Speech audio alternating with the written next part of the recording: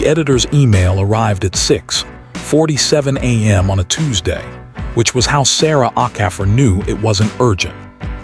Urgent emails arrived at 2 a.m. Urgent emails had subject lines in all caps and used her last name without the courtesy of a first. This one said, Greece Peace, Moria Processing Center, Policy Angle, 1,200 words, 2 weeks. She read it twice, poured coffee she didn't drink, read it again. 1,200 words, Policy Angle. She knew exactly what that meant, quotes from 3 officials who would use the word capacity 17 times between them. 1 paragraph of human detail to keep the piece from reading like a white paper, and a headline that a sub-editor would make worse. She'd written it before. She'd written it in Jordan. She'd written it in Calais. She'd written a version of it sitting in a tent in Idomeni in 2016, with mud on her boots and a deadline in 40 minutes. And a camp of 50,000 people breathing 20 meters away, none of whom would make the final cut because the word count was already gone. 1,200 words. She booked the flight. Sarah had been a journalist for 19 years and a foreign correspondent for 11 of them, which meant she had developed a set of skills that had nothing to do with writing. She knew how to sleep on any surface that was horizontal. She knew which airport pharmacies stocked the right antacids. She knew how to make her face do the thing, the open, interested, professionally warm expression that said I am listening and meant I am cataloging. And she knew, more than anything, how to build the wall. The wall was not a metaphor she would ever use in print. It was a practical thing, architectural. You built it before you went in, not after, because after was too late. After, the material was already inside you and walls built from the inside were just rooms. You built it before. She had built it in every language she'd ever reported in. She had built it in the dark of pre-dawn vans headed toward places that had stopped being on the news 3 weeks ago. She had built it in debriefs and in hotel bathrooms, and on the phone with her editor while looking out of windows at cities she would leave in 72 hours. She was good at the wall. She packed her bag, the good recorder, the backup recorder, the notepad she'd used for 11 years, the specific brand of pen that didn't bleed in humidity, 2 more of those pens because losing one in the field was the closest she came to panic.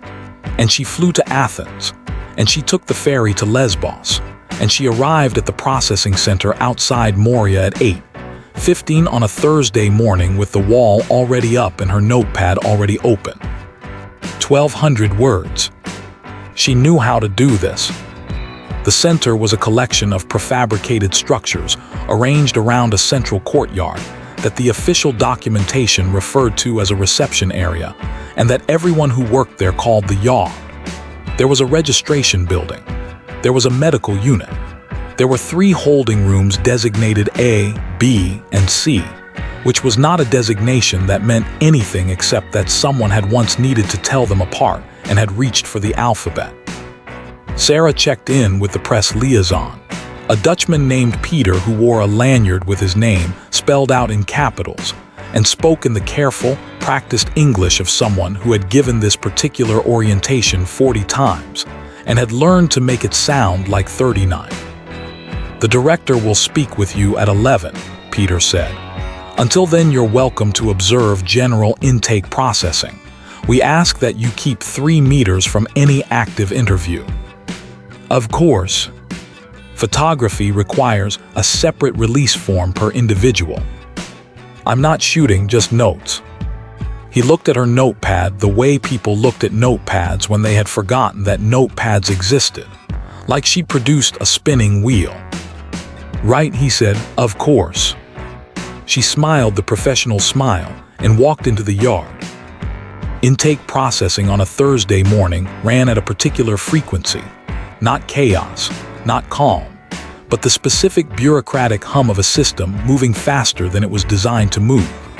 There were tables set up along the far wall with translators sitting beside caseworkers, and there were families arranged on plastic chairs in groups that had stopped corresponding to their actual family units, because the plastic chairs were wherever the plastic chairs were, and you sat where there was room.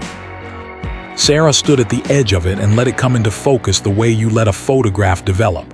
Not details first, shape first, proportion, the thing before the things inside the thing. She counted 60, maybe 70 people in the yard alone, more inside. The sound was specific, not loud, which surprised first-time visitors, but dense, layered. Arabic over Farsi over a child crying in the specific register of a child who had been crying long enough that the crying had become background noise even to itself. She opened the notepad. Thursday, 8:30. Moria Adjunct Center, Lesbos, approx 60-70 in yard. Intake processing active. 3 translator stations visible. She underlined 3 translator stations, because the director would probably tell her there were 5, and the discrepancy was its own sentence in the eventual piece. She moved to the first official willing to talk, a Greek case worker named Dimitri who had the eyes of someone who had stopped being surprised by anything and the patience of someone who was still, despite everything, showing up. He talked about capacity. He used the word 4 times in 6 minutes.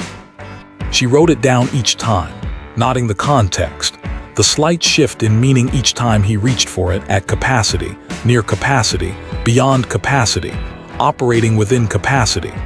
The word doing the work of 4 different sentences because the sentence underneath each one was the same sentence, and the sentence was, "We cannot hold what keeps arriving, and we cannot stop what keeps arriving, and we are holding it anyway." She wrote capacity x4, note tonal variance. She was doing fine. The director arrived at 11 and was everything the director always was: precise, defensive in the particular way of people who are doing their best inside a broken system and have learned that honesty about the system reads as disloyalty to it. He talked about EU policy frameworks. He talked about processing timelines. He used the phrase sustainable humanitarian response twice, and logistical parameters once, and Sarah wrote all of it down in the shorthand.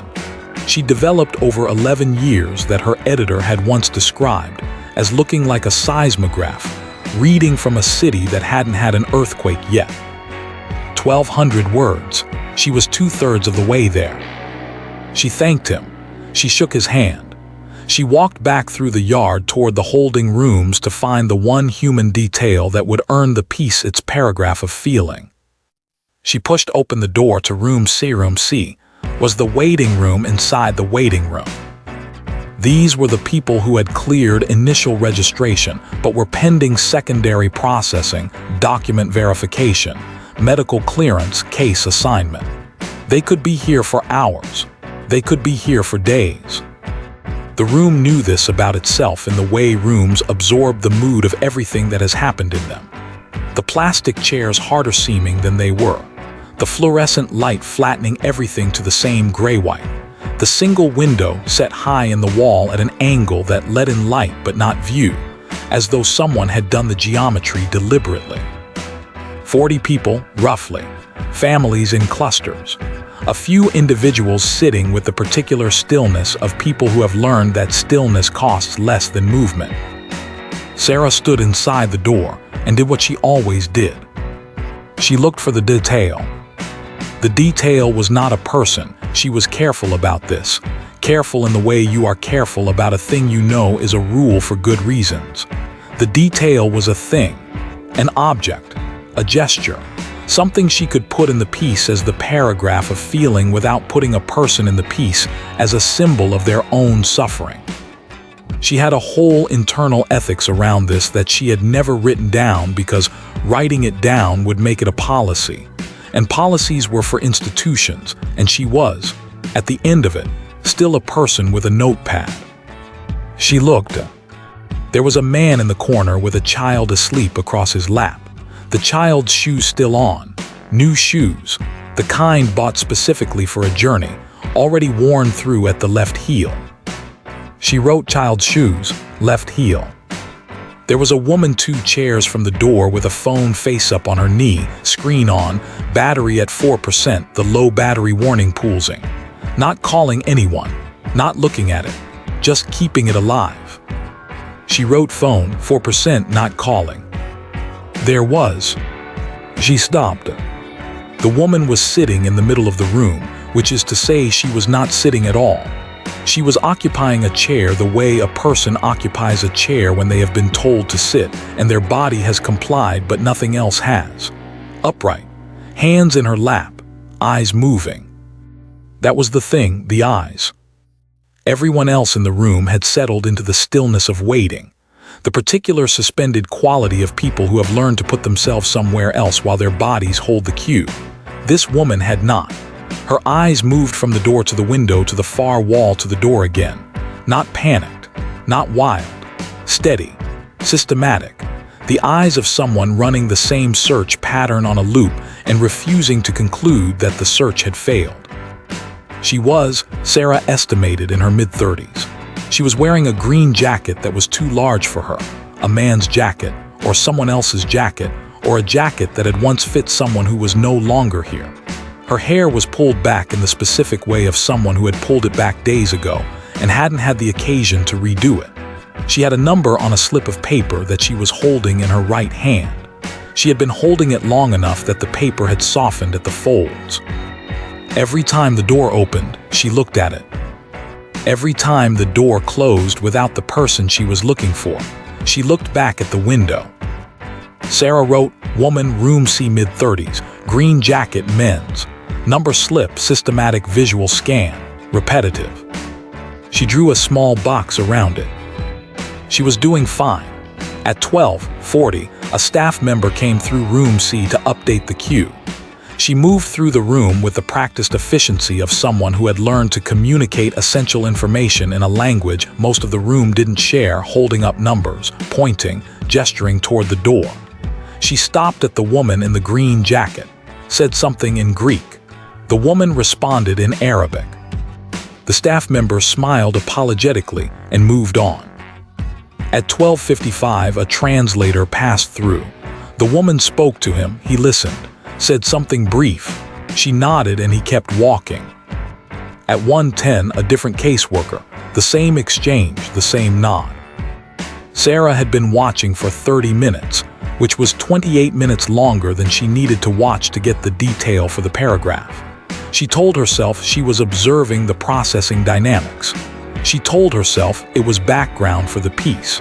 She told herself a lot of things that the notepad wasn't writing down. She moved closer. Not 3 meters. She remembered the rule. She didn't cross it. But she moved to the chair 1 row behind and to the left, close enough that, when the woman asked her question again, to a volunteer who had just entered carrying water bottles, Sarah could hear it. The woman asked it in Arabic first, then in what Sarah thought was Farsi, then in English, slow and careful, the English of someone who had learned it for exactly this kind of necessity. My daughter, the woman said. They have my daughter. Someone told me she is here in this place. Can you tell me where? Not a question. The punctuation was gone. It was a statement in the shape of a question, the grammar of someone who has asked it enough times that the asking had become the answer. The volunteer said he would check. The volunteer did not check. The volunteer distributed the water bottles and left through the side door. The woman looked at the door. Sarah looked at her notepad. The last thing written was, phone 4% not calling. She did not write anything new. Sarah had a rule about insertion. It was not a written rule. It was the kind of rule that calcified over years of field work into something that felt like bone. You did not insert yourself into the situation you were documenting. Not because you didn't care, because you cared too precisely. Because the moment you became a participant, you stopped being a witness, and the witness was the only useful thing you were. She had held this rule in Jordan. She had held it in Calais. She had held it in Idomeni in 2016, with mud on her boots. She held it for 4 minutes in room C. Then she walked to the door where Peter the liaison had disappeared 40 minutes ago, and she knocked on it with the specific knock of someone who has decided to do something before they've decided to do it, and is relying on momentum to carry them through the deciding. Peter opened it. "The woman in the green jacket," Sarah said. "Middle of the room. She's been asking about her daughter she checked her watch. Didn't need to. She's been asking for a while. Can someone actually check?" Peter looked over her shoulder at the room, looked back at her. "We process in queue order," he said. "She'll be called." "She's not asking about her queue number. She's asking about her daughter. Reunification cases go through a separate." "Peter." She said his name the way you say a name when you want the name to do the work of a longer sentence. "Can someone check?" He looked at her for a moment with the expression of someone recalibrating which version of this conversation they were in. "I'll look into it," he said. She went back to her chair. She picked up the notepad. She looked at the last line. "Phone 4%, not calling." She turned to a new page, wrote the date, the time, looked at what she'd written. Turned back to the old page. She had been in this room for, she checked, 2 hours and 20 minutes. She had what she needed for the piece. She had the director quotes, the capacity figures, the 3 translator stations that the director would tell her were 5. She had the child's shoes and the dying phone. She had enough. She did not leave. She told herself it was professional thoroughness. The notepad didn't believe her. The notepad had been around for 11 years, and it knew what professional thoroughness looked like, and it knew what this was. This was something else. At 2:15, a woman from the medical unit came into room C with a clipboard. She moved to the woman in the green jacket and crouched beside her chair and said something quiet.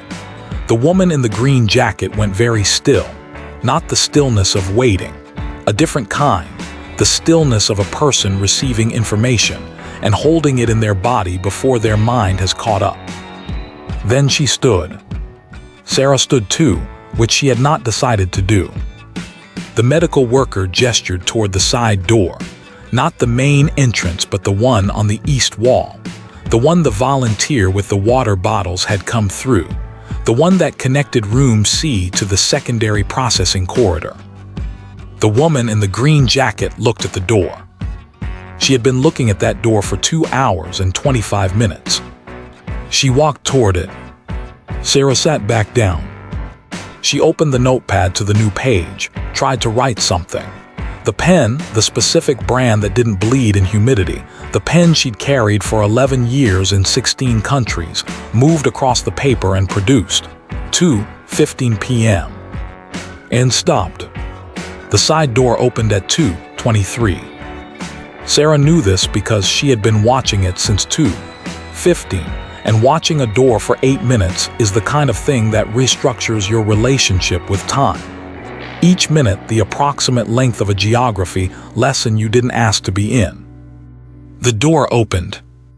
A staff member came through first. Young woman, blue vest, the expression of someone trying to be neutral in a situation that was not neutral.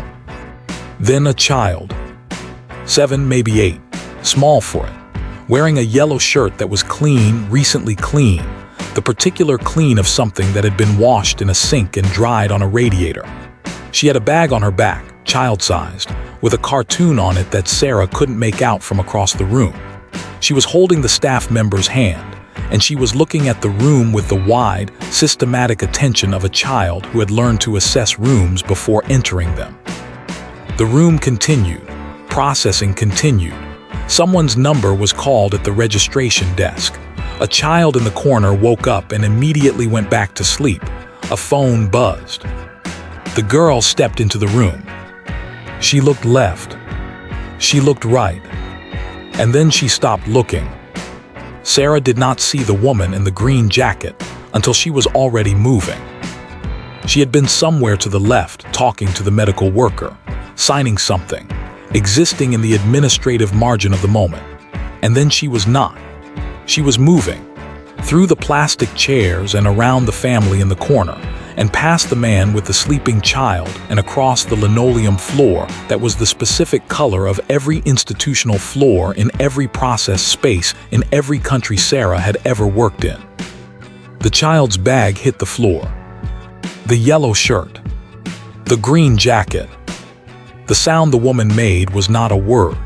It was not a name, though it might have started as one. It was the sound of 8 months of asking the same question, finally hearing its answer, compressed into something the human throat was not quite designed to produce, but produced anyway because some things do not wait for design. The room continued. 2 seats away, a man filled out a form. At the registration desk, a number was called. Outside somewhere, a horn. And on the linoleum floor of room C, in the flat fluorescent light of a prefabricated building on a Greek island that processed 800 people a week, a woman held her daughter with the specific totality of someone who had not been sure, for 8 months, that this moment was going to exist. Sarah's notepad was open. Her pen was in her hand. She did not write anything. She would think about this later, the not writing. She would think about it on the ferry back to Athens and on the flight home, and in the 3 weeks it took her to file something, anything, and in the 4 months the notepad stayed in her bag. She would think about whether it was a professional failure or a human success, and she would not arrive at an answer because the question was built wrong. The two things were not opposites. They were not even in the same category, and she had spent 11 years pretending they were the same category, and the notepad staying in her bag was what happened when that pretending stopped working. She would think about all of this later. Right now, she just sat with her pen in her hand and watched. She filed the policy piece. She filed it 4 days late, which her editor noted with the specific economy of a person who had learned not to push Sarah Okafor on deadline slippage because deadline slippage with Sarah meant something was real and real things were worth 4 days. He read it. He called her. "It's good," he said. "It's 1,200 words about capacity," she said. "The last 3 paragraphs aren't." She didn't say anything. "The last 3 paragraphs are something else," he said. She had written the last 3 paragraphs at 2 a.m. in an Athens hotel room without opening the notepad. They had come out in the specific way that things come out when you've been holding them in your body for 4 days and your body runs out of storage. She had not described the woman's sound. She had not described the yellow shirt. She had not described the linoleum floor. She had described the room continuing. She had described the number being called at the registration desk. She had described 2 seats away, a man filling out a form. And she had let the reader complete what happened in between. "Run it," she said. He ran it. The piece won the Press Freedom Award for Human Rights Journalism the following April. The ceremony was in London. Sarah sent a note saying she was on assignment. She was not on assignment. She was at home, which she was rarely, sitting in the chair she sat in when she needed to think about whether she was still the person who could do the thing she did for the reason she had always told herself she did it. The notepad was on the table next to the chair. She had not opened it since room C. She opened it on a Tuesday morning in May, which was not the same Tuesday as the editor's email, but felt continuous with it in the way that certain periods of your life feel continuous even across the months that interrupted them. She made coffee she didn't drink. She sat down. She put the notepad on her knee. The last note on the old page said, "Phone, 4%, not calling." Below it, the pen had started something and stopped. The date and time of 2:15 p.m. and nothing else. A sentence that had run into the thing it could not describe and had stopped at the edge of it the way water stops at a watershed. She looked at it for a long time. She did not cross it out. She had over 11 years crossed out things that were wrong, things that were redundant, things that had been superseded by better information or better words or both. She crossed out with a single clean line, the way she'd been taught, so the original was still legible beneath. Journalists crossed out. They didn't erase. The wrong answer was still part of the record. She did not cross this out because it was not wrong. 2:15 p.m. It was the most accurate thing she had ever written. It was the exact moment her notepad had told the truth in the only language available to it, silence. The pen stopping was the note. The white space below was the document. She turned to a new page. She wrote the date. She thought about what she was going to write next, and about the woman in the green jacket, and about whether the thing she had broken in room C was the wall or something more expensive than the wall. She thought about the 1,200 words that had become something else in the last 3 paragraphs. She thought about the award she had not attended, because attending would have required standing in a room while someone said words about her work that would make the work sound like a thing that had been done correctly, and she was no longer certain correct was the word. She thought about the child's yellow shirt. She thought about the cartoon on the bag she had never been close enough to identify. She thought, I should have been closer. Not for the story, that was not what she meant. The new assignment arrived at 6:47 on a Thursday. Again the civilized hour, again not urgent, again a policy angle, again a word count that would not hold what was there. She read it. She put the notepad in her bag, the good recorder, the backup, the pen and 2 more of the pen. She booked the flight. She did not rebuild the wall before she went. She had not decided not to rebuild it. It had not been a decision. It was more that she had gone to the place where the wall was kept and found the materials changed, the same stones, the same mortar, but arranged now into something with a door in it. Not a gap, a door, deliberate, hinged. She could close it. She knew how to close it, 11 years of how to close it. She left it open. On the ferry, she opened the notepad to the new page where the date was written and nothing else. She looked at it for a while. Then she wrote, "The assignment requires emotional neutrality." She looked at that for a while too. Then she drew a single clean line through it. The journalist's cross-out, clean and deliberate, the original still legible beneath, and she started again.